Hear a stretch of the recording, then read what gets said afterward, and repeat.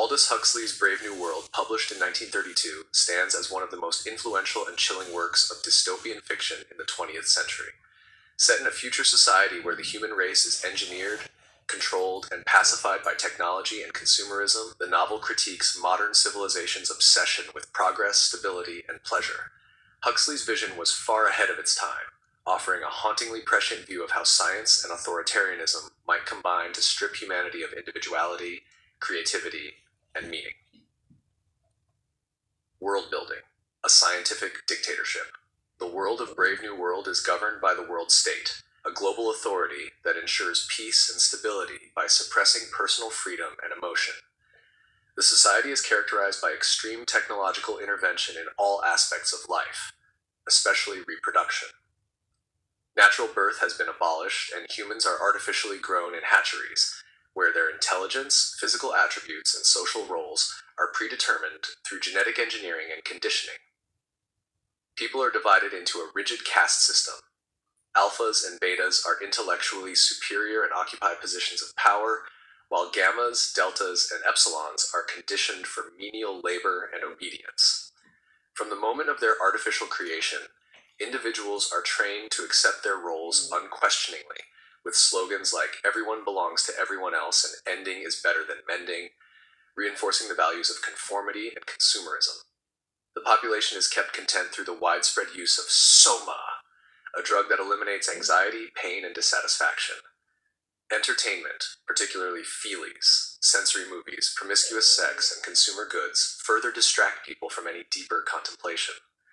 In this world, individuality, family, religion, and art are obsolete, considered dangerous to social order. Themes: control, identity, and the illusion of happiness. One of the central themes of Brave New World is the conflict between individual freedom and social stability. The world state has achieved global peace, but at a severe cost. By eliminating emotional depth, intellectual inquiry, and personal relationships, the regime ensures that no one feels dissatisfaction, but also that no one experiences genuine joy or meaning. The novel also explores how technological advancement, when unchecked by ethical considerations, can lead to dehumanization. The use of genetic engineering to create a stratified society questions the morality of manipulating life for utilitarian purposes. The citizens of the world state do not suffer, but they also do not live fully human lives. They are products, not people. Another theme is the illusion of happiness. The people in the world state believe they are happy because they have been conditioned to feel that way, and because soma suppresses any negative emotions. Huxley challenges the reader to consider whether happiness without freedom, purpose, or love is truly happiness at all. Characters as symbols. Huxley uses his characters not just as participants in the plot, but as representations of different ideas and philosophies. Bernard Marx, an alpha plus psychologist, feels alienated because he is physically smaller than his caste peers. Despite his intelligence, he is insecure and eventually compromises his ideals to gain social acceptance. He symbolizes the failure of shallow rebellion. Lenina Crown, a beta, embodies the conditioned citizen of the world state. Although occasionally disturbed by the idea of monogamy or emotional depth, she ultimately remains loyal to her upbringing. Her character illustrates how deeply social conditioning can suppress critical thought. John the Savage is the novel's most important figure. Raised outside the world state in a Native American reservation, he has read Shakespeare and learned values like love, suffering, and individuality.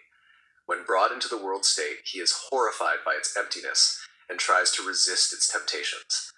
John represents the human spirit, capable of beauty, pain, and transcendence.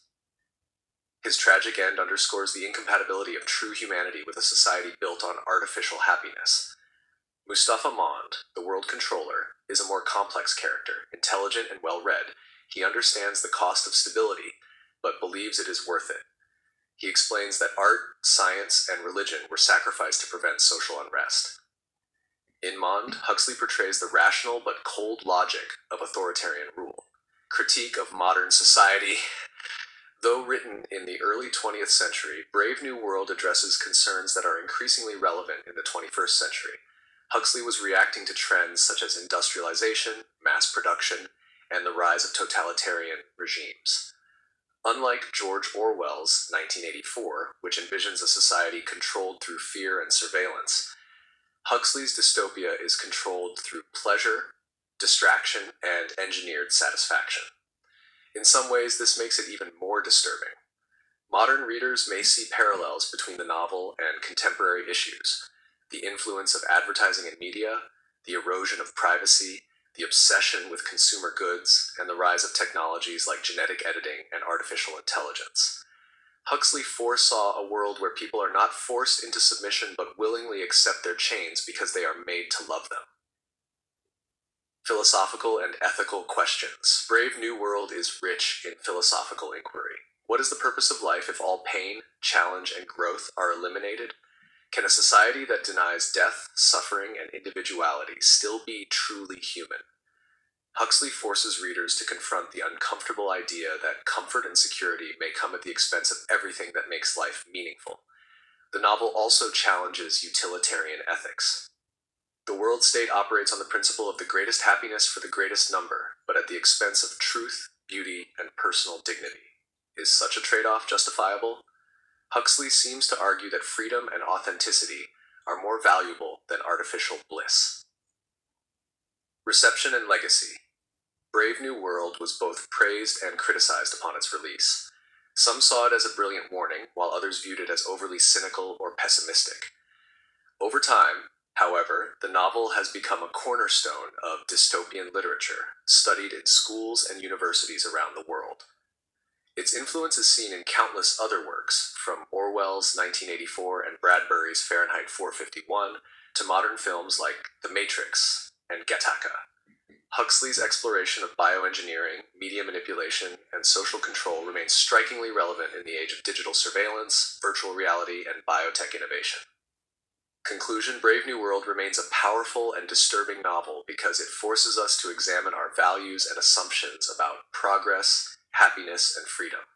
Aldous Huxley warns that the pursuit of a perfectly ordered society can lead to the loss of what makes us human. The book's chilling vision is not a prediction, but a possibility, a cautionary tale that urges vigilance against the seductive dangers of technological control and mass conformity. In an age increasingly shaped by algorithms, automation, and commodified pleasures, Brave New World speaks with renewed urgency. It reminds us that without truth, love, and individual thought, even the most comfortable world may become a cage.